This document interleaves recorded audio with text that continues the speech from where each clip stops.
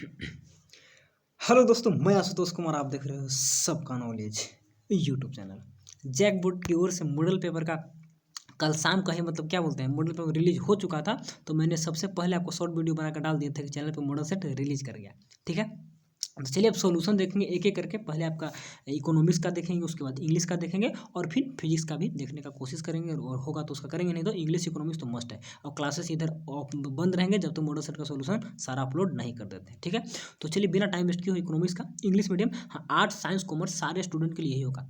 और जिस टाइप से मॉडल सेट पे दे रहा उसी टाइप से वहाँ पर देगा। जैसे मैथमेटिक्स में भी देखा गया, जैसे 19 नंबर पे आपका एलपीपी का क्वेश्चन है तो वहाँ पर भी 19 नंबर में एलपीपी रहेगा। ठीक है ना। मान लीजिए 3 नंबर में आपका इंटीग्रेशन का है तो 3 नंबर में इंटीग्रेशन रहेगा। इस टाइप से रहेगा, हूबहू क्वेश्चन नहीं लेकिन उसी टाइप का रहेगा। ठीक है, केमिस्ट्री में वैसा ही रहेगा। और रिएक्शन अगर दे रहा है इकोनॉमिक्स में भी जैसा दे रहा है, न्यूमेरिकल आपका नेशनल इनकम से दे रहा है तो वहाँ से नेशनल इनकम से देगा जिस नंबर पे है, तो वैसे ही रहेगा। फिजिक्स में थोड़ा सा आगे पीछे हो सकता है क्योंकि फिजिक्स में उस टाइप का नहीं ना रहता है। मान लीजिए फिजिक्स में जनरेटर दिया तो जनरेटर की जगह पे आपका ट्रांसफर दे सकता है, वहाँ पर कुछ चेंज कर सकता है, लेकिन जिस चैप्टर से है उसी चैप्टर से रहेगा। ठीक है, मान लीजिए डेरिवेशन आपका इलेक्ट्रोस्टैटिक से है, गोस थ्योरम से है तो गोसी थ्योरम से चेंज करके रहेगा इस टाइप से। लेकिन टाइप चेंज हो गया ना, अलग अलग रहेगा लेकिन उसी चैप्टर से रिलेटेड। मैथ में तो सेम टाइप मिलेगा, उसी टाइप का क्वेश्चन होता है। फिजिक्स में उसी टाइप का नहीं ना, क्वेश्चन चेंज कर जाएगा लेकिन चैप्टर वही रहेगा। ठीक है, दूसरा। और केमिस्ट्री में जो रिएक्शन दे रहा है तो सारे रिएक्शन उसी टाइप से सब कुछ रहेगा। ठीक, फिगर बनाने के लिए दे रहा है तो वो सब भी देगा, उसको देख लीजिएगा। इकोनॉमिक्स, इंग्लिश और फिजिक्स, केमिस्ट्री और मैथमेटिक्स, बायोलॉजी का भी देखिएगा। सारा का दे दिया है। पॉलिटिकल साइंस का नहीं दिया है, और आई थिंक एक और किसी का शायद नहीं दिया है। तो जिसका नहीं दिया तो पता नहीं, उसको टीचर वगैरह नहीं होंगे, पैसा क्यों ऐसा किया पता नहीं। लेकिन मॉडल सेट क्वेश्चन हूबहू रहे या ना रहे, लेकिन उसी टाइप का जरूर रहेगा। ठीक है, तो चलिए ज़्यादा डिस्कशन बाद में करेंगे। हम लोग 2 मिनट का टाइम वेस्ट कर दिया, डायरेक्ट सॉल्यूशन देखेंगे। ठीक है, तो चलिए झारखंड एकेडमिक काउंसिल सब कुछ थोड़ा सा देख लेते हैं यहाँ पर। एक सेकेंड।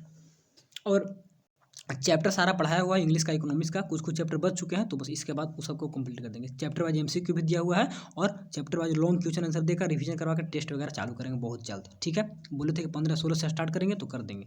इसके बाद वन शॉट रिवीजन देंगे इकोनॉमिक्स में। जो स्टूडेंट अभी तक नहीं पढ़े होंगे तो वन शॉट रिवीजन वाले चैप्टर को पढ़कर और एग्जाम दे सकते हैं। और यहाँ पर इंग्लिश मीडियम पढ़ाएंगे मेरे दोस्त, हिंदी मीडियम में हमें खुद नहीं समझ में आता है। ठीक है, लेकिन ये मॉडल सेट आपका आर्ट्स साइंस कॉमर्स सभी के लिए काम करेगा, सभी का एक ही होता है। ठीक है, चलिए एग्जाम अलग अलग होगा लेकिन सभी का एक ही होगा।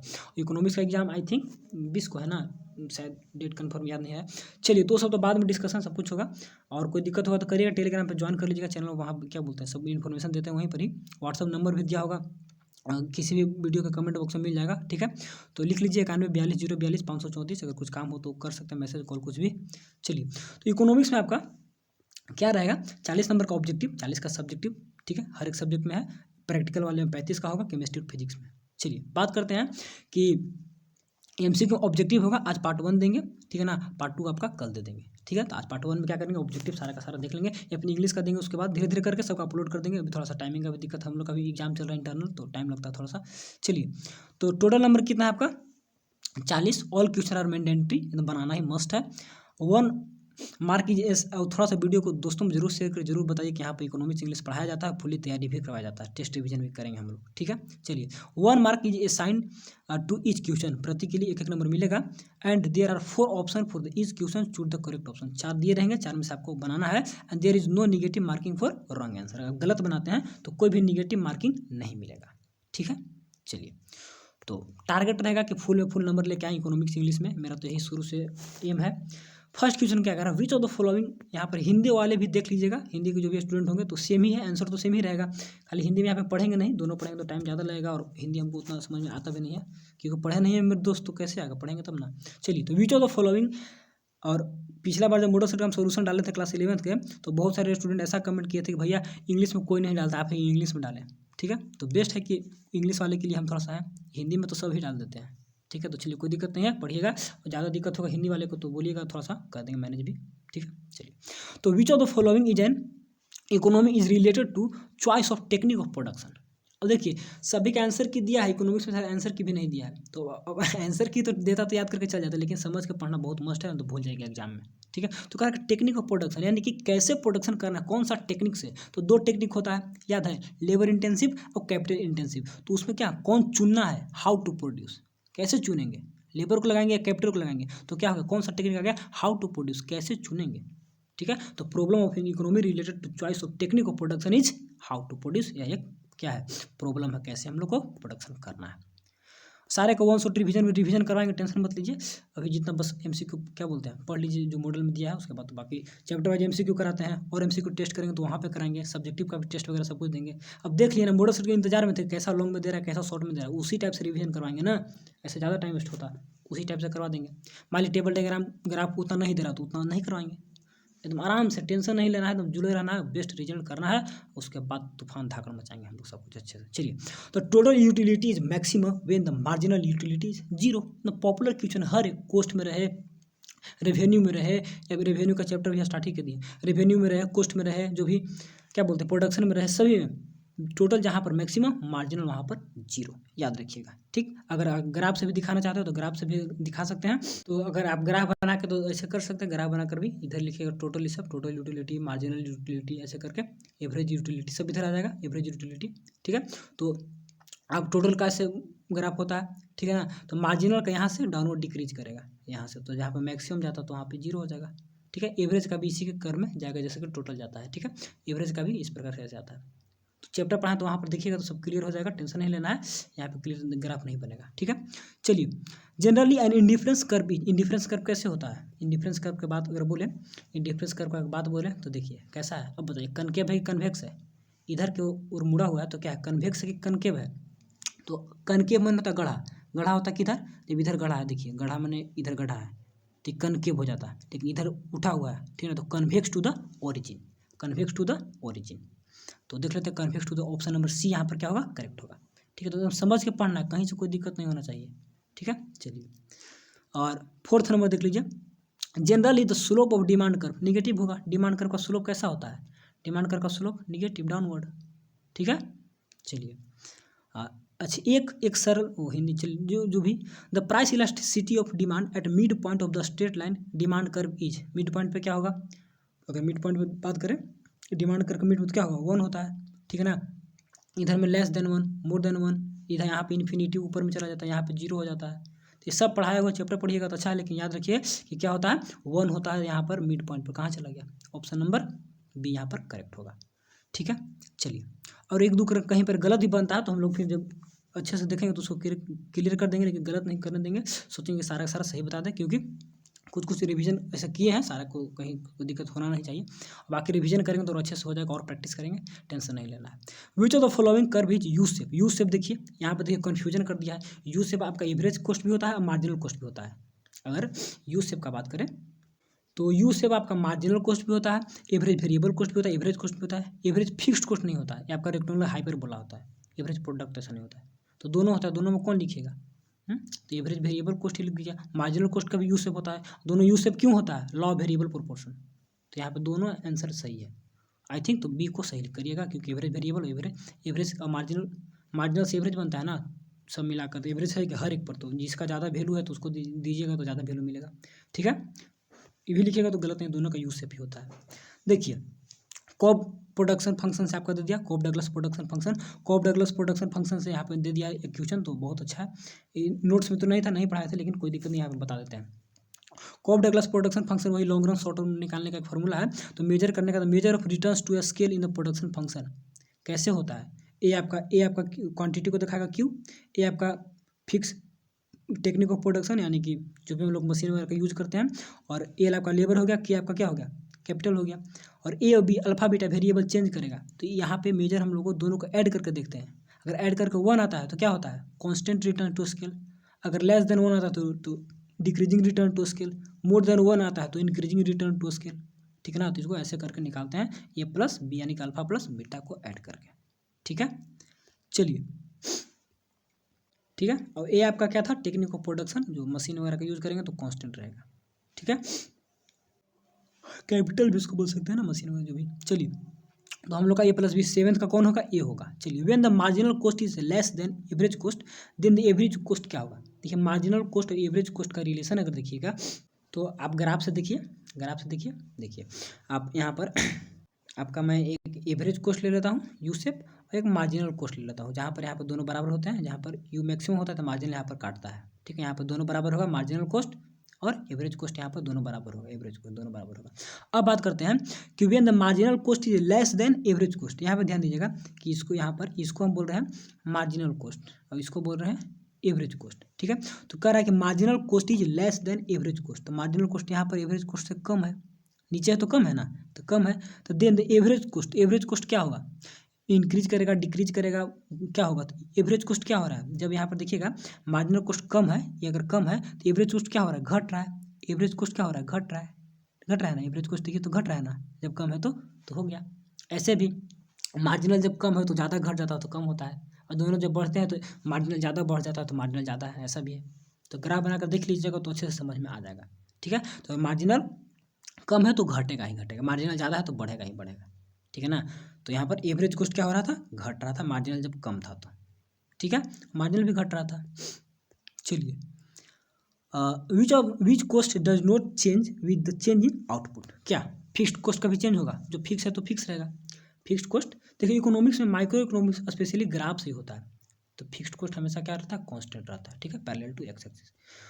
तो माइक्रो इकोनॉमिक्स में टेबल डायग्राम ही ज़्यादा है ना, तो इसमें थोड़ा सा ग्राफ रहता है, ठीक। हम लोग ग्रेजुएशन में ही माइक्रो इकोनॉमिक्स पूरा सिलेबस है, तो आगे चलकर माइक्रो इकोनॉमिक्स थोड़ा सा टफ हो जाता है एज कम्पेयर टू क्या बोलते हैं मैक्रो, ठीक है। जैसे कि कोई सिविल सर्विस वगैरह की एग्जाम वगैरह दीजिएगा तो वहाँ पे मैक्रो है, माइक्रो नहीं है। कोई भी इकोनॉमिक्स का कंपटीशन जैसे कि इंडियन इकोनॉमिक सर्विस वगैरह, तो मैक्रो जाता है, ठीक है।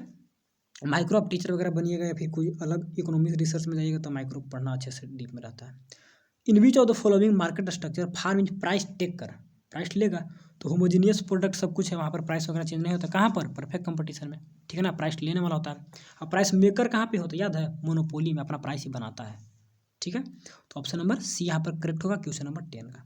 देखिए टाइम लगेगा लेकिन अच्छे से समझा के बता देना कि भूलिएगा नहीं, ठीक है ना। चलिए, इसके बाद which of the following option is correct for the equilibrium of farm in the perfect company, मतलब आंसर केवल बता के टॉप में क्या चल जाते हैं, वैसा नहीं करना है, हमको पढ़ाते हैं तो अच्छे से बताएंगे भी और यहाँ भी अच्छे से पढ़ाएंगे, ठीक है। तो which of the following is correct for the equilibrium of farm in the perfect competition, perfect competition equilibrium का क्या कंडीशन है, M R is equal to M C, M R is equal to, अच्छा एक बात ये भी chapter पढ़ा दिया, ये भी पढ़ाया हुआ, बस माइक्रो इकोनॉमिक्स का एक प्रोड्यूसर इक्विलिब्रियम छोटा सा बचा हुआ है, बाकी खत्म है माइक्रो। मैक्रो का 1-2 चैप्टर, रेवेन्यू और बैलेंस ऑफ पेमेंट 2 बचा हुआ, तो कंप्लीट कर देंगे जल्दी उसको भी, ठीक है ना। तो यहाँ पर सब बराबर होगा, M R equal to M C भी इधर भेज दीजिएगा तो यहाँ पर क्या हो जाएगा, 0 हो जाएगा, और डिवाइड भी कर दीजिएगा तो यहाँ पर 1 आ गया, दोनों बराबर है ना, यहाँ मल्टीप्लाई में नीचे जाएगा तो डिवाइड में जाएगा ना। तो अगर एम आर है यहाँ पर डिवीजन में है, ठीक, यहाँ पे क्या है 1 है, इधर डिवाइड में है तो इधर आएगा तो मल्टीप्लाई में हो जाएगा, तो 1 से मल्टीप्लाई होने के बाद कुछ नहीं रहता है तो क्या हो जाता है, एम सी हो जाएगा ना, 10 का 10, तो बात तो सेम ही हो गया, हटाइएगा तो, ठीक है। तो यहाँ पे क्या हो जाएगा, इनमें से सभी ऑल ऑफ दीज। 12 नंबर, चलिए, the which value of elasticity of supply is measure by the following diagram, इससे आप कौन सा इलास्टिसिटी ऑफ सप्लाई को माप सकते हैं, ठीक है। The value of elasticity of supply is measure by the following diagram, कौन सा इलास्टिसिटी ऑफ सप्लाई को मापा गया है इस डायग्राम की मदद से। तो आपको यहाँ पर देखिएगा तो एक एक्सिस को टच कर रहा है, तो अगर एक एक्सिस स्टार्ट हो रहा है तो लेस देन 1 होता है, याद कैसे रखेंगे, एक एक्सिस अपना एक्सिस है, वाई उधर चला जाता है तो दूसरा का हो गया, ठीक है। अपना है तो अपना आदमी को हम लोग कम भी कुछ देते हैं ना तो मान जाता है, ठीक है। तो अपना है तो इसको कुछ कम भी देंगे तो मान जाएगा, यानी कि लेस देन 1 भी इसके इलास्टिसिटी को रखेंगे तो मान जाएगा। चलो तुमको लेस देन 1 ही रखते हैं, कम ही थोड़ा सा देते हैं, कहाँ से, एक एक्सिस यानी अपना एक्सिस से। अगर वाई से स्टार्ट होगा तो ज़्यादा चला गया तो मोर देन 1, ऐसे करके याद रख सकते हैं। यहाँ पे क्या होगा, इक्वल टू 1, ठीक है। तो क्या होगा, लेस देन 1, इलास्टिसिटी को दिखाएंगे। इलास्टिसिटी मैंने क्या बोलते हैं, चेंज, प्राइस में चेंज होने से क्वांटिटी में कितना चेंज होता है, ठीक है ना। तो प्राइस में चेंज होने से परसेंटेज चेंज प्राइस में और परसेंटेज चेंज क्वांटिटी में, तो लेस देन 1 होगा, यानी कि लेस देन 1 कहने का मतलब कि यहाँ पर देखिएगा तो प्राइस हमेशा हम लोग नीचे में रखते हैं, यहाँ प्राइस ऊपर में क्वांटिटी, ठीक है। तो लेस देन 1, तो ऊपर में कभी भी कोई संख्या रहेगा तो कम रहेगा और नीचे में ज़्यादा रहेगा, ठीक है। तो 1/2, तो 1/2 क्या हो जाएगा, लेस देन 1, तो नीचे में ज़्यादा यानी कि प्राइस जितना चेंज करेगा तो क्वांटिटी उससे कम चेंज करेगा, ठीक है, क्वांटिटी उससे कम चेंज करेगा, तो लेस देन 1 हो गया, इसमें ऐसे निकालते हैं इलास्टिसिटी के बारे में। चलिए, डिमांड में पढ़ना है, इलास्टिसिटी सप्लाई में पढ़ना है। What is the effect of lump sum tax on the supply of a goods, lump sum tax वैसा टैक्स होता है जो एक थोक भाव में लगाया जाता है, या किसी एक लैमसम टैक्स सबसे पहले स्विट्जरलैंड में लगाया गया था, अभी भी लगाया जाता है। और वहाँ पे रहने जाइएगा तो आपके ऊपर टैक्स लगेगा, 1 साल रहिएगा 2 साल रहिएगा ना, तो उसके अनुसार आपके ऊपर टैक्स लगेगा। मंथली पेमेंट वगैरह कुछ नहीं, आपको वहाँ रहना है तो टैक्स देना है। तो उसी टाइप का जो थोक भाव से सालाना टैक्स लगता है उसको मंथली टैक्स बोलते हैं, ठीक है। आपकी इनकम पर भी कुछ मंथली टैक्स लगते हैं, लेकिन इनकम बढ़ने घटने से चेंज होता है ना, लेकिन लमसम टैक्स आपका फिक्स रहता है, इतना लगेगा तो लगेगा, जो रेट है उसी रेट से। आप 5 साल रहे तो 5 साल का जो रेट है तो उसे आपको देना है। तो लमसम टैक्स को आप उतना डिटेल में मत समझिए, आप इसको केवल टैक्स समझिए।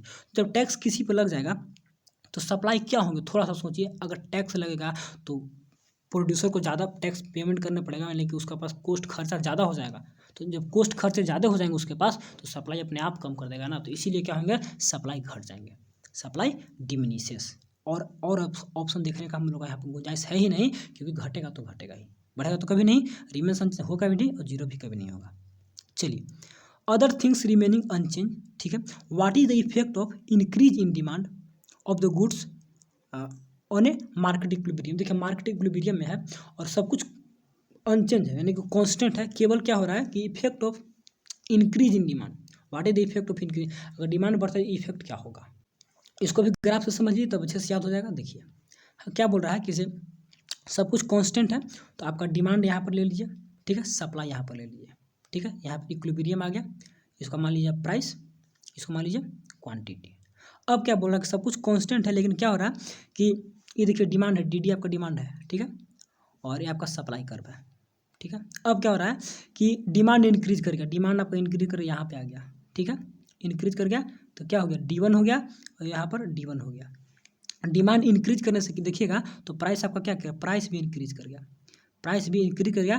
और नया यहाँ पर इक्विलिब्रियम था, पहले से इक्विलिब्रियम यहाँ पर था, अब नया इक्विलिब्रियम यहाँ पर E1 आ गया, कहाँ पर, क्वांटिटी Q1 पर और प्राइस P1 पर। तो क्या हो गया, इक्विलिब्रियम भी बढ़ गया और आपका क्या बन गया, प्राइस भी बढ़ गया। ऐसे भी सोचिएगा, डिमांड बढ़ेगा, किसी वस्तु का डिमांड बढ़ेगा तो डिमांड बढ़ने से क्या हो जाएगा कि प्राइस उसका अपने आप बढ़ जाता है, ठीक है। और डिमांड बढ़ा तो क्वांटिटी तो बढ़ेगा ही बढ़ेगा, तो क्वांटिटी और डिमांड दोनों, प्राइस भी बढ़ेगा क्वांटिटी भी बढ़ेगा, तो न्यू इक्विलिब्रियम भी बढ़ गया और आपका उसी के साथ प्राइस भी बढ़ गया। देख लिए, तो यहाँ पे हम लोग का आंसर देखना है कि इक्विलिब्रियम प्राइस विल डिक्रीज, जी नहीं तो बढ़ा, खत्म हो गया। चलिए ऑप्शन नंबर बी देख लीजिए, इक्विलिब्रियम प्राइस विल इंक्रीज, हाँ बिल्कुल सही था। इक्विलिब्रियम क्वांटिटी विल डिक्रीज, जी नहीं। चलिए, equilibrium price and equilibrium quantity will increase, इसको आप ग्राफ से दिखा दिए। अब ये सब चैप्टर में पढ़ाया हुआ है, आप चैप्टर को देखिए सब समझ में आ जाएगा। ये भी चैप्टर पढ़ाती हैं, वहाँ पर ग्राफ देखिएगा तो ऐसे ही बनाया हुआ है, ठीक। इक्विलिब्रियम प्राइस हो गया, तो दोनों प्राइस भी बढ़ेगा, इक्विलिब्रियम देख लिए हम लोग, और क्वांटिटी भी इंक्रीज करेगा। कहीं से कोई भी दिक्कत होगा तो बिल्कुल बोलिएगा, हाँ भैया हमको थोड़ा सा दिक्कत हो गया। चलिए, if there is excess of demand then the price tends to be, अब डिमांड बढ़ गया तो प्राइस बढ़ ही जाएगा ना। ये मत सोचिएगा कि डिमांड और प्राइस में इन्वर्स रिलेशन होता है, भैया तो ऐसे कैसे बोल रहा है, प्राइस और डिमांड में होता है, डिमांड और प्राइस में नहीं। क्या बोल रहा है कि प्राइस में और डिमांड में इन्वर्स रिलेशन, प्राइस अगर बढ़ता है तो डिमांड घट जाएगा, लेकिन ऐसा रिलेशन हम लोग डिमांड में और क्या बोलते हैं, प्राइस में नहीं पढ़े हैं। डिमांड बढ़ने से प्राइस बढ़ जाएगा, याद रखिएगा, ठीक है। तो यहाँ पर क्या हो जाएगा, if there is excess of demand then the price tends to increase, कहाँ चला गया, ठीक है, डिमांड बढ़ेगा तो प्राइस बढ़ जाएगा। चलिए, तो इसको भी हो गया। 60 नंबर देख लीजिए, there is excess supply, supply क्या हो रहा है, बढ़ गया, देन तो सप्लाई कैसे, तो डिमांड से सप्लाई ज़्यादा है तो सिंपल है, यहाँ पर दिया हुआ है, ठीक है, तो हो गया। इसके बाद अन्य बातें थी, other things remains constant, what is the effect of decrease in supply, एकदम सिमिलर क्वेश्चन आ गया, of the goods on the market equilibrium. ये भी आपको बना के दिखाते हैं, अगर आप देखिए यहाँ पर बना देते हैं, तो अगर बना के दिखा देंगे तो अच्छे से समझ में आ जाएगा। देखिए यहाँ पर वैसे ही आ जाइए, आपका इधर क्वांटिटी होगा, इधर प्राइस होगा, ठीक है, इधर क्वांटिटी होगा जो हम लोग लेते हैं।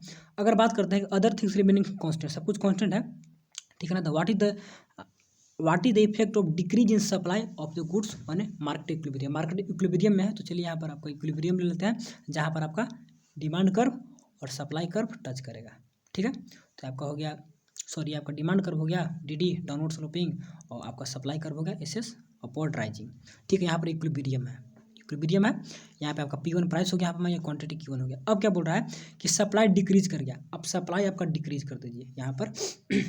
तो जब डिक्रीज किया तो ऊपर में चला जाएगा, ठीक है, इधर जाएगा, ऐसा मत समझिएगा कि डिक्रीज करेगा तो इधर आएगा, ऐसा नहीं, इधर बढ़ेगा इंक्रीज करेगा, इधर डिक्रीज करेगा तो S1 आ गया और आपका S1 आ गया घट गया। अब देखिएगा तो प्राइस घटने से क्या होती, सप्लाई घटने से क्या होगा ना कि प्राइस आपका बढ़ गया, इक्विलिब्रियम क्वांटिटी यहाँ पे यहाँ पे कट कर रहा है, तो यहाँ पर आपका यहाँ पर नया आपका एक यहाँ पर देखिए यहाँ पर आपका नया इक्विलिब्रियम पॉइंट बनेगा E1 एक नया इक्विलिब्रियम पॉइंट बनेगा और यहाँ पर कहाँ पर P1 पर, और क्वांटिटी आपका Q1 आ गया, नया क्वांटिटी Q1 आ गया। तो क्या हुआ, इक्विलिब्रियम यहाँ पर था तो इक्विलिब्रियम घट गया और प्राइस भी आपका घट गया, दोनों यहाँ पर घट गए, ठीक है। तो इक्विलिब्रियम भी घट गया और आपका प्राइस भी घट गया। ऐसे भी सप्लाई अगर किसी में घटता है तो क्या होता है, प्राइस आपका इंक्रीज करेगा ना। तो किसी में अगर प्राइस घटेगा तो क्या होगा, मार्केट में देखिएगा तो सप्लाई मिस्टेक हो गया, सप्लाई घट गया, मार्केट में सप्लाई हो नहीं है तो उसका प्राइस बढ़ जाएगा, आप भी बढ़ जाएगा, ठीक है ना। और डिमांड इक्विलिब्रियम पहले ही आ जाएगा क्योंकि क्वांटिटी कम आ रहा है ना, तो यहाँ पे इक्विलिब्रियम आ जाएगा। देखिए फिगर यहाँ पर क्लियर नहीं बना पा रहा है, मेरा जो पेंसिल यहाँ से चलता नहीं अच्छे से, ठीक है, इसको हाथ से करते हैं तो नहीं चलता, इसीलिए आपको मैं नोट्स में अच्छे से बनाया हूँ। नोट्स अगर कहिएगा तो यहाँ पर दिखा देता हूँ, एक बार देख लीजिए, क्लियर हो जाएगा, क्योंकि इस टाइप का क्वेश्चन वहाँ पर रहेगा। हाँ, हायर देन या दोनों इंक्रीज कर गया, डिमांड सप्लाई दोनों डिक्रीज कर गया, वैसे नहीं देगा, या डिमांड फास्टर इंक्रीज किया, सप्लाई स्लोअर इंक्रीज किया, वैसा कुछ नहीं देगा, सिंपल दे देगा, सपोज कांस्टेंट है, डिमांड इंक्रीज करेगा, सप्लाई डिक्रीज करेगा, ऐसे करके देगा, एक को देगा। जैसे कि अभी मैं दिखाना चाहता हूँ आप लोग को, तब क्लियर हो जाएगा। इसका पहले आंसर देख लेते हैं, क्या होता है कि सब कुछ equilibrium price which increase, equilibrium quantity will decrease, तो ऐसा नहीं, equilibrium price and equilibrium quantity will increase, equilibrium price equilibrium quantity will decrease. Option number कौन था यहाँ पर, डी यहाँ पर करेक्ट होगा, ठीक है, इक्विलिब्रियम प्राइस विल डिक्रीज नहीं, तो यहाँ पर ऑप्शन नंबर डी। एक बार इसका हम देख ही लेते हैं सोल्यूशन अच्छे से, तब क्लियर हो जाएगा। ये टॉपिक आपका फॉर्म ऑफ मार्केट का है, फॉर्म्स ऑफ मार्केट पढ़ा दिए तो आप देख लीजिए इसको। तो यहाँ पे मैं डाउनलोड डायरेक्ट मैं चलता हूँ डायरेक्ट नीचे, देखिए, और जो टॉपिक है shift in demand and supply, इसी टॉपिक से पूछ रहा है, ठीक। When the supply fix demand changes, देख लेते हैं, डिमांड इंक्रीज डिमांड डिक्रीज। देखिए डिमांड जब इंक्रीज किया था, ऐसा देखे थे ना, डिमांड इंक्रीज जब किया था तो क्या कंडीशन हुआ, इक्विलिब्रियम क्वांटिटी और प्राइस दोनों इंक्रीज कर गया था, ठीक है। यहाँ पर पढ़िएगा तो लिखा हुआ भी सब कुछ है, देख लीजिएगा, इक्विलिब्रियम प्राइस पीओ, इक्विलिब्रियम नया हो गया, due to increase in DD, the equilibrium price shift, equilibrium price and higher the prices, the equilibrium quantity and both the price and quantity increases, दोनों क्या हो जाएगा, इंक्रीज हो जाएगा, ठीक है। और हम लोग अभी जो क्वेश्चन में जहाँ पे डाउट था, ये सप्लाई डिक्रीज इंक्रीज डिक्रीज ऐसे कर देगा सप्लाई डिमांड से। अब देखिए सप्लाई आपका चेंज कर रहा है, सप्लाई क्या कर रहा है, इंक्रीज कर रहा है फिर डिक्रीज कर रहा है, जो भी। तो यहाँ पे हम लोग का सप्लाई क्या कर रहा था फर्स्ट में, यहाँ पे इंक्रीज, लेकिन हम लोग का यहाँ पर इंक्रीज का कंडीशन है, हम लोग डिक्रीज में ऊपर देखे थे, ऊपर में आ गया था, तो डिक्रीज का सोल्यूशन नीचे देखेंगे। देखिए डिक्रीज का यहाँ पर देखिए, डिक्रीज का देखिए वहीं पर इक्विलिब्रियम क्वांटिटी, प्राइस बढ़ गया, इक्विलिब्रियम क्वांटिटी आपका डाउनवर्ड आ गया, जो बनाया था ग्राफ हम लोग, तो क्यू था Q1 सब कुछ सिमिलर था, ठीक है ना। तो ऐसे ही यहाँ पे लिखा हुआ भी होगा कि, तो अगर ध्यान दीजिएगा, देखिए equilibrium prices increases to P1 and new equilibrium quantity reduce to Q1, equilibrium quantity यहाँ पर रिड्यूस कर गया, क्वांटिटी यहाँ पर, और प्राइस आपका इंक्रीज कर गया यहाँ पर P1 पे। तो जो पढ़ा दी जो बता दी वही है, ये सब पढ़ाया हुआ चैप्टर, जो स्टूडेंट्स स्टार्टिंग से होंगे, एक दो लड़की या ईसा कुमारी सब पढ़ती है, तो उन लोग की होगी, समझ रही होगी बात को, जो नहीं पढ़ा होगा, जो फॉलो नहीं कर रहा होगा तो दिक्कत है। तो दिक्कत नहीं, उन लोग को टेंशन नहीं लेना, ऐसा नहीं बोले कि टेंशन ले लिए, बस वन शॉट रिवीजन में सारे को एक एक वीडियो में कंप्लीट कर देंगे, ठीक है। तो बस बने रहिए, जुड़े रहिए, पढ़ते रहिए, ठीक है। और उसमें और भी है कि डिमांड ज़्यादा स्पीड में चेंज करेगा, सप्लाई कम में, दोनों इंक्रीज दोनों डिक्रीज, तो सब मत पढ़िए, जो दे रहा है मॉडल क्या बोलेगा, मॉडल के अनुसार रिवीजन करेंगे, और रिवीजन करने में कितना आसानी होगा, किस पे फोकस करना है किस पे फोकस नहीं करना है, ठीक है। तो ऐसा ही होता है। तो यहाँ पर ऑप्शन नंबर डी करेक्ट, ठीक है, विथ प्रूफ, सारा आंसर विथ प्रूफ देंगे, टेंशन नहीं लेना। यूट्यूब पे बहुत सारे हम देख रहे हैं, किसे क्या डाल देते हैं, पिछले बार बहुत डाला चैनल गलत से रहता है आंसर, तब उन लोग से क्या बहस करेंगे हम लोग, तो होता है, डाल देता है बहुत हुई। चलिए, what is the price elasticity, क्योंकि मैं पिछले बार ही दिया हूँ क्लास 12, तो मैं सब जानता हूँ कैसे क्या है, आप मेरा रिजल्ट भी देख सकते हैं, चैनल पर डाला हुआ है, ठीक है। तो what is the price elasticity of demand for the goods at the, अभी इकोनॉमिक्स लेकर पढ़ भी रहा हूँ, आगे इकोनॉमिक्स ऑनर्स भी है, तो इसमें तो टेंशन लेना ही नहीं, अपना सब्जेक्ट है, तो इसमें कैसे गलत कुछ बता सकते हैं, ठीक है। जब तो बिना पढ़े बिना समझे उसको, तो पढ़िए समझिए, सब अच्छे से याद रहेगा, समझ के पढ़िएगा तो कोई दिक्कत नहीं होगा।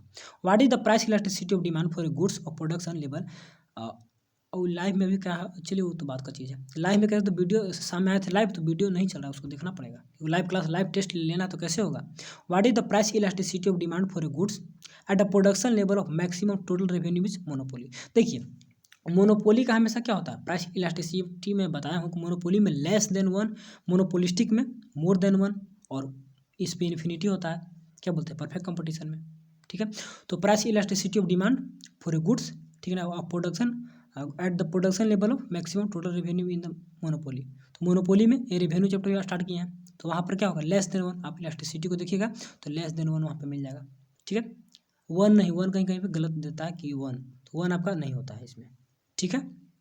लेस देन 1, मोर देन 1 और इन्फिनिटी वगैरह जो पढ़े थे सो, क्योंकि परफेक्ट कंपटीशन में infinity parallel to X axis जाता है और उसमें सब कुछ ठीक है। How many sellers are there duopoly, डाउ पुली में कितने होंगे, 2 होंगे, 2 डाउ पुली में 2 ही होता है ना, तो 2 होंगे, क्लियर है। मोनोपोली डाउ पुली सब पढ़ लीजिएगा, सारा कुछ पढ़ाया हुआ है। चलिए, in which of the following market differentiated goods, जो नहीं पढ़े उनको टेंशन नहीं लेना है, कैन बी प्रोड्यूस। देखिए डिफरेंशिएटेड गुड्स, डिफरेंशिएशन कहाँ पे चला गया, मोनोपोलिस्टिक्स। डिफरेंशिएटेड अलग अलग भिन्न प्रकार के गुड्स रहेंगे, जैसे कि टूथपेस्ट का बात हम लोग करते हैं तो कोलगेट भी है, पेप्सोडाइन भी है, ठीक है। तो अलग अलग, एक ही कोलगेट है, दोनों टूथपेस्ट है, लेकिन कोलगेट अलग कंपनी का, पेप्सोडाइन क्या बोलते हैं, पेप्सोडाइन या और भी बहुत सारे कोलगेट आएंगे ना, तो वे सब का नाम अभी माइंड में है नहीं। तो ये सब क्या होता है, क्लोज सब्स्टिट्यूट एक दूसरे को होते हैं और डिफरेंशिएटेड गुड्स होते हैं, ठीक है ना। तो इतना कुछ देख लीजिएगा। और सबसे फेमस क्लोजअप, तो वो सब भी होता है। Who is the writer of the book the general theory of employment interest and money, EMI, याद रखिएगा इसको, EMI करके याद रखिएगा। तो कहाँ चले गए हमारे जेम किनीज, माइक्रो इकोनॉमिक्स के एकदम हेड डिपार्टमेंट है, समझिए तो जेम किनीज, ठीक है। जेम किनीज, जॉन मैनाथन इनका पूरा नाम है, और किनीज। चलिए, GDP NDP में इस टाइप का भी क्वेश्चन वहाँ पर देखने को मिलेगा। अब इस टाइप का भी देखने को मिलेगा, फादर ऑफ इकोनॉमिक्स या वेलफेयर कॉन्सेप्ट, स्कार्सिटी कॉन्सेप्ट कौन कौन दिए थे, ठीक है ना। वेलफेयर अल्फ्रेड मार्शल के बारे में, एडम स्मिथ फादर ऑफ, ये सब जो है तो अच्छे से कर लीजिएगा। जेम किनीज और NJ किनीज दूसरा है, तो कोई है नहीं, होंगे तो पता नहीं। चलिए, difference between relationship GDP and NDP, तो हम लोग केवल मॉडल सेट नहीं देख रहे हैं, हम लोग पढ़ते चल रहे हैं, समझते चल रहे हैं, ठीक है। तो इतना मत सोचिएगा कि बस केवल ऐसे ही। तो क्या बोल रहे थे हम लोग, इतना डीप अच्छे से कि वहाँ पर टाइमिंग 1.5 घंटा में होता है कि नहीं होता है, इतना देख के चलेंगे हम लोग, ठीक है। चलिए, GDP में NDP में बात करते हैं हम लोग। तो देखिए, ग्रोस, ठीक है, और ग्रोस और नेट, ग्रोस और नेट। तो ग्रोस में से नेट को जब हम चेंज करना है, नेट में जाना है, तो डिप्रिसिएशन को हटाना होगा, डिप्रिसिएशन को हटाना होगा। तो ग्रोस से कहाँ पहुँच जाएंगे, नेट में हम लोग पहुँच जाएंगे। तो अगर बात करें, अगर बात करें यहाँ पर,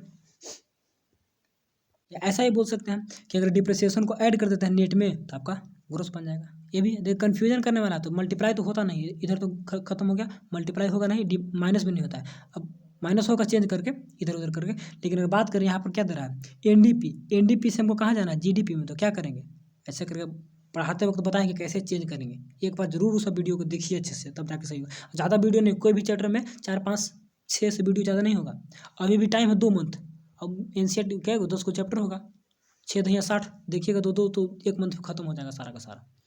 तो वही बात बोल रहे हैं कि NDP से कहाँ जाना है हम लोग, NDP में डिप्रिसिएशन को ऐड करेंगे तो GDP पहुँच जाएंगे, ठीक है। N को करना है D में, तो क्या करेंगे, डिप्रिसिएशन को ऐड करेंगे। इतना कुछ पढ़िएगा, N को D में। अब नेशनल को डोमेस्टिक में, तो net factor income from abroad कहाँ पे ऐड करेंगे हम लोग, जब नेशनल करना है तो डोमेस्टिक में ऐड करेंगे, ठीक है। और डिप्रिसिएशन और नेट तो नेट कब होगा, जब इसमें से घटा देंगे। अगर डिप्रिसिएशन को इधर कर दीजिएगा तो क्या हो जाएगा, नेट बन जाएगा। तो ऐसे भी कर सकते हैं, लेकिन चेंजिंग ऐसे किया जाता है कि यहाँ पे लिख लीजिए, यहाँ पे लिख लीजिए और यहाँ पे लिखिए। और यहाँ पे लिखने के बाद अब देखिए कि यहाँ से हमको यहाँ जाना है, ठीक है। नेट से कहाँ जाना है, G में। तो क्या करेंगे, डिप्रिसिएशन को ऐड कर देंगे। ऐसे बनाने का नियम है, टैक्स वगैरह के बारे में बताए थे, ठीक है। तो नियम वगैरह सब बता दिए हैं, तो ज़्यादा यहाँ डिटेल में चलेंगे तो वीडियो बड़ा बन जाएगा। What is the intermediate goods in the manufacturing which of the following goods. अच्छा, कह रहा है कि इंटरमीडिएट गुड्स कौन होगा, सॉरी मिस्टेक हो गया, वही तो बोलेगी, वीट है, वीट, वाट नहीं है, वीट में गेहूँ। तो गेहूँ, what, wheat is a intermediate good, तो वीट आपका इंटरमीडिएट गुड्स का काम करेगा, ठीक है ना। और द फॉलोइंग, तो यहाँ पे बिस्किट बनाने में काम देगा, चपाती में, रोटी में भी और ब्रेड में भी। तो यहाँ पर हम लोग को ऑल ऑफ दीज होना चाहिए, तो करेक्ट होगा, ठीक है। इंटरमीडिएट गुड्स और फाइनल गुड्स जो बन का आता है, इंटरमीडिएट जो यूज होता है बनाने में फाइनल को। चलिए, यहाँ पर आ गया GDP, which of the following item is not included in the calculation of GDP in the year. GDP gross domestic product में, जो एक साल में जो कंट्री के डोमेस्टिक टेरिटोरी के अंदर जो भी प्रोडक्शन होता है गुड्स एंड सर्विस का, तो उसमें से हम लोग क्या इसमें इंक्लूड नहीं करेंगे। तो वैल्यू ऑफ न्यू कार, तो ये तो खरीदे हैं तो इसको एकदम करेंगे, इसको टेंशन नहीं लेना। Selling of price of used car, यानी कि सेकंड हैंड, तो सेकंड हैंड तो पहले का है, तो उसका तो प्राइस न्यू कार में ऐड हो गया था, तो ये नहीं होगा, सॉरी।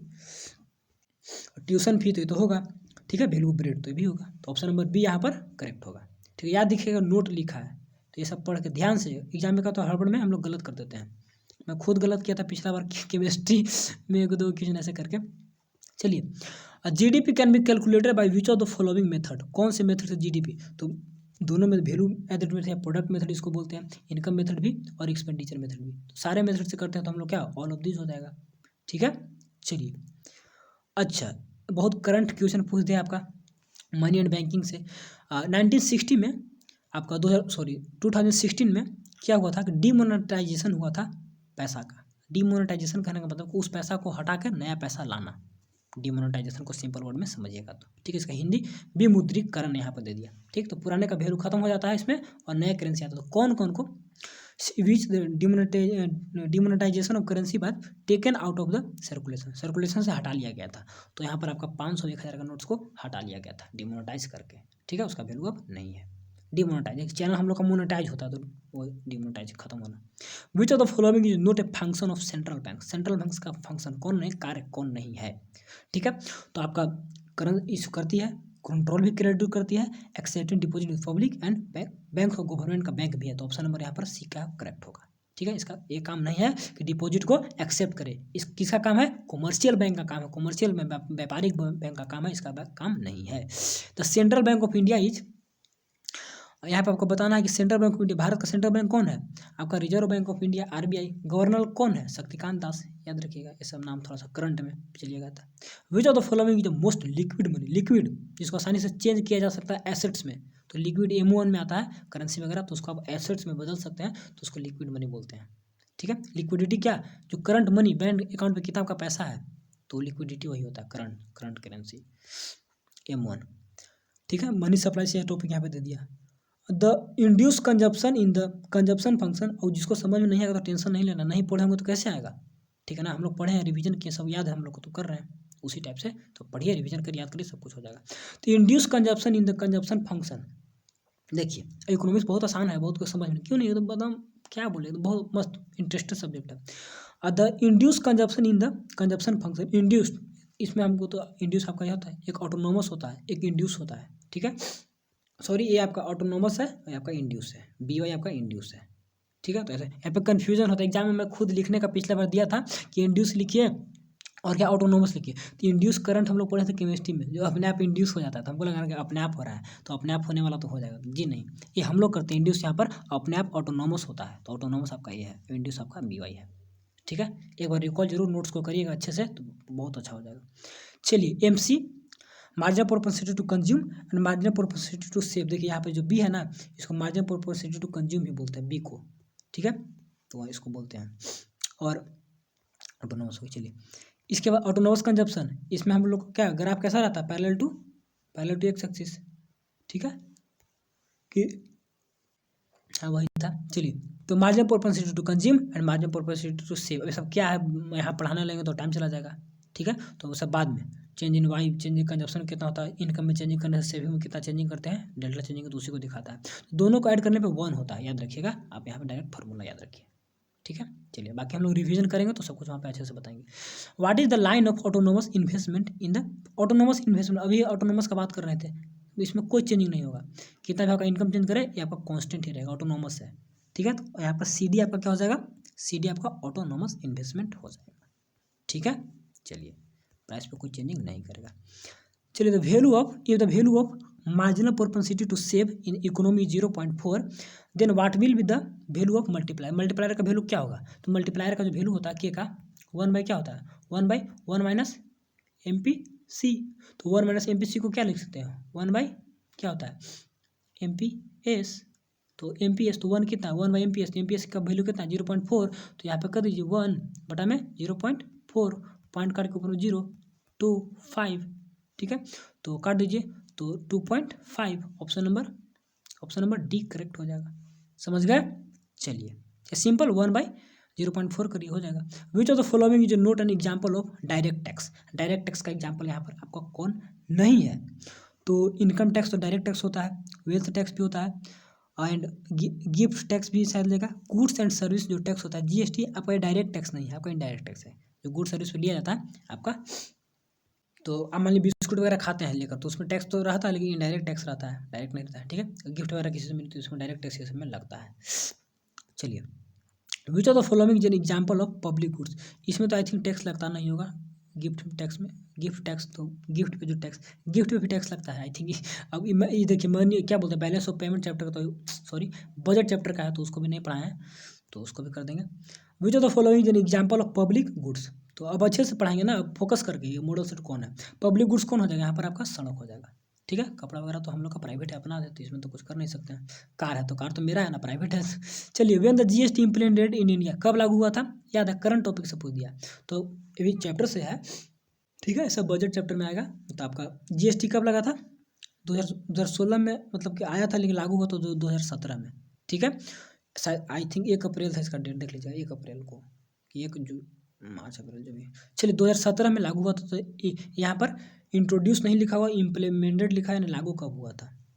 ठीक है, what is the difference between revenue expenditure, ये भी बजट चैप्टर से है, रेवेन्यू रिसिप्ट। ठीक है ना, रेवेन्यू एक्सपेंडिचर, रेवेन्यू को जनरेट करने में कितना खर्च किया, और रेवेन्यू रिसिप्ट प्राप्त कितना हुआ, खर्च कितना हो गया, तो बोलिए रेवेन्यू खर्च होता है, तो रेवेन्यू को जनरेट करने में कुछ खर्च होता है, तो उसको बोलते हैं रेवेन्यू एक्सपेंडिचर, और जो आता है तो दोनों के बीच को बोलते हैं हम लोग रेवेन्यू डेफिसिट। ठीक है, ऐसा भी देखिए, एक्सपेंडिचर खर्च और आया, तो दोनों का डिफरेंस कम आता है, यहाँ पे खर्च ज़्यादा हो गया तो घाटा में चलेगा, डेफिसिट हो गया। ठीक है, डायरेक्टली तो इसको बोलते हैं रेवेन्यू डेफिसिट। तो इस चैप्टर को पढ़ाएंगे तो और अच्छे क्लियर कर देंगे वहाँ पर। चलिए, what is the balance of trade, balance of trade क्या होता है, difference between import and export, difference between export, कोई भी लिख सकते हैं यहाँ पर, दोनों लिख सकते हैं, यहाँ पर कोई भी लिख सकते हैं, लेकिन ज़्यादातर हम लोग क्या करेंगे, यहाँ पे दोनों ऑप्शन देते हैं तो क्या करेंगे, ज़्यादातर ये भी चैप्टर पढ़ाए हुए नहीं है, तो यहाँ पर आप कर सकते हैं कि इम्पोर्ट एंड एक्सपोर्ट कर दीजिए, कितना मैंने बाहर भेजा और कितना बाहर से आया, तो बैलेंस ऑफ ट्रेड होता है, दोनों का कंट्री का लेन देन का जो डिफरेंस आता है, तो उसी को बोलते हैं बैलेंस ऑफ ट्रेड। ठीक है ना, तो कितना मैंने भेजा कितना आया, तो यहाँ पे इम्पोर्ट एक्सपोर्ट ज़्यादा करेक्ट होगा। ठीक है, एक्सपोर्ट इम्पोर्ट भी कोई दिक्कत नहीं है, लेकिन दोनों देते तो कन्फ्यूजन हो जाएगा, इसीलिए आप ऑप्शन नंबर 1 करेक्ट मारिए। If the India by the Chinese mobile company, ठीक है, where will its transaction be entered in Indian balance of payment. अब बैलेंस ऑफ पेमेंट में कहाँ पर आएगा ट्रांजेक्शन, जब क्या क्या an Indian buys a Chinese mobile company, तो एक कंपनी को ही खरीद लिया। ठीक है, तो कंपनी को जब खरीदा तो करा कि से where will this transaction be entered in India balance of payment, तो भारत का बैलेंस ऑफ पेमेंट में कहाँ पर उस ट्रांजेक्शन होगा, लेन देन कहाँ पर होगा पैसा का। ठीक है, तो आपको याद रखना होगा कि डेफिसिट करंट अकाउंट्स, ठीक है, यहाँ पर सोचना होगा थोड़ा सा, deficit credit of current account, deficit debit of capital account and credit of capital account. यहाँ पे आपको डेबिट और क्रेडिट में पहले अंतर समझिए, क्रेडिट जब बनता है और डेबिट निकल जाता है, चला गया, तो क्रेडिट हो रहा है, बन रहा है यहाँ पर। ठीक है, क्रेडिट पैसा आता है, तो कैपिटल अकाउंट आएगा, क्योंकि मशीन के बारे में बात हो रहा है। ठीक है ना, कंपनी के बारे में बात हो रहा है, तो कैपिटल अकाउंट में क्रेडिट होगा, ऑप्शन नंबर डी यहाँ पर करेक्ट होगा। डेबिट इन कैपिटल अकाउंट और क्रेडिट, डेबिट नहीं क्रेडिट, तो यहाँ पर देखिए वर्ड में डिफरेंट वर्ड के चलते गलत हो जाता है। देखिए कैपिटल अकाउंट, ठीक है, पूंजी तो कैपिटल होगा, लेकिन डेबिट और क्रेडिट, जमा खाता श्रेय क्रेडिट, यहाँ पर सॉरी क्रेडिट आपका जमा खाता। ठीक है, यहाँ पे तो डेबिट होगा ना, जमा खाता कैसे, पैसा तो यहाँ से चला जाएगा, बाहर चला जाएगा, या बाहर चला जाएगा ना, कंपनी को यहाँ पर खरीदे तो पैसा तो बाहर जाएगा। ठीक है ना, तो यहाँ पर आपका कैपिटल अकाउंट में डेबिट होगा। ठीक है, क्रेडिट नहीं होगा। ठीक है, तो डेबिट होगा, आपको वहाँ पर चला जाएगा पैसा, तो हो गया यहाँ पे कैपिटल अकाउंट। तो ऐसे समझ के पढ़ना होगा ना, तब अच्छे से। यहाँ पे कन्फ्यूजन अगर होगा थोड़ा सा डेबिट क्रेडिट में, कन्फ्यूजन हमको खुद हो रहा था, देख लीजिएगा अच्छे से, नहीं तो यहाँ पर वही होगा। ठीक है, कैपिटल फिक्स है, लेकिन डेबिट कैसे, फोन पे पैसा कटा तो क्रेडिट हुआ, डेबिट हुआ, होता है ना, तो पैसा निकलता है तो वही डेबिट हो गया, यहाँ पे चला गया। चलिए, विच of the following item is the component of current of the balance of payment. देखिए करंट अकाउंट और कैपिटल अकाउंट दोनों पढ़े हैं, तो करंट अकाउंट ये भी पढ़ा है नहीं, ये previous year model set solution डाले हैं, तो प्रीवियस ईयर में आप देखिए फिजिक्स का भी डाला हुआ, इंग्लिश का भी डाला हुआ, इकोनॉमिक्स का भी डाला हुआ, सब्जेक्टिव का, ऑब्जेक्टिव का नहीं है तो वो भी डाल देंगे। तो इस बार मॉडल सेट डालेंगे, उसके बाद प्रीवियस ईयर का ऑब्जेक्टिव डालेंगे, रिविजन टेस्ट बहुत कुछ कराएंगे, अभी टेंशन मत लीजिए। तो करंट अकाउंट जो करंट मतलब टाइम से रिलेटेड है, और कैपिटल जो लेट से, जो फिक्स 5 साल के या 8 साल के लिए क्या हो रहा है, और करंट जो विजिबल, तो विजिबल में क्या इंपोर्ट एंड एक्सपोर्ट हो रहा है, तो उसको देखा जाता है। ठीक है ना, ये सब इन्वेस्टमेंट कब लगा दिए, फॉरेन में, विदेश में, ये सब आपका चला जाएगा कहाँ पर, कैपिटल अकाउंट में। करंट अकाउंट में इंपोर्ट एंड एक्सपोर्ट आता है। ठीक है, विजिबल गुड्स इनविजिबल गुड्स सारे इसमें आएंगे। तो बैलेंस ऑफ पेमेंट का पार्ट है, यानी कि बीओपी का पार्ट है, तो बीओपी हम लोग पढ़ाएंगे तो और अच्छे से वहाँ पर कर लेंगे। तो इकोनॉमिक्स में कहीं से दिक्कत नहीं होने देंगे, टेंशन मत लीजिए। ठीक है, इकोनॉमिक्स में कहीं से कोई दिक्कत नहीं होने दी, टेंशन नहीं लेना है। और वीडियो आप लोग का बन चुका है, आई थिंक 40 मिनट का होने वाला, 40 क्वेश्चन 40 मिनट डिटेल में सब कुछ सोल्यूशन दिए हैं, कहीं से कोई भी डाउट नहीं होने दिए हैं। और कहीं पे होगा तो बाद में जब रिवीजन करेंगे तो बोलिएगा भैया हमको यहाँ पे दिक्कत है, तो उसको एक बार देखने का कोशिश करेंगे, समझने का कोशिश करेंगे, प्रयास करेंगे। और प्रीवियस ईयर का सोल्यूशन देखिए और इंपॉर्टेंट क्वेश्चन पढ़िए। कहीं से कोई दिक्कत होता तो कमेंट जरूर करिएगा। तो सभी को थैंक्स फॉर वॉचिंग। देख लेते हैं वीडियो का पूरे 40 मिनट का करते हैं। अगर चाहते तो 10 मिनट का सारे का आंसर टिक मरवा के कर देते, लेकिन नहीं, मैं चाहता हूँ कि डिटेल में समझ के पढ़िए जैसे कि चैप्टर पढ़ाया गया है। इकोनॉमिक्स सबसे लास्ट में दिया था, आर्ट्स में दिया है, साइंस वाले में नहीं दिया है, तो कॉमर्स आर्ट्स सभी का यही है। ठीक है, तो चलिए thanks for watching and best of luck. Share with your classmates. अगर वीडियो पसंद हो लाइक जरूर करना मेरे दोस्त, मेहनत लगता है, टाइम लगता है, और मैं एफोर्ट दे रहा हूँ आप लोग को, तो आप लोग भी सपोर्ट दिखाइए ताकि बेस्ट से बेस्ट रिजल्ट बने, आप लोगों को कहीं से कोई दिक्कत ना हो, परेशानी ना हो, और 90% लाने का कोशिश करिए। एकदम क्या बोलते हैं उसको, अंदर से एकदम ताकत लगाइए कि लाएंगे तो लाएंगे। हार्डवर्क करिए, हार्डवर्क के अलावा और कोई नहीं है, दूसरा सब्सिट्यूट पढ़िए, मेहनत करिए, बस। Best of luck and thanks for watching.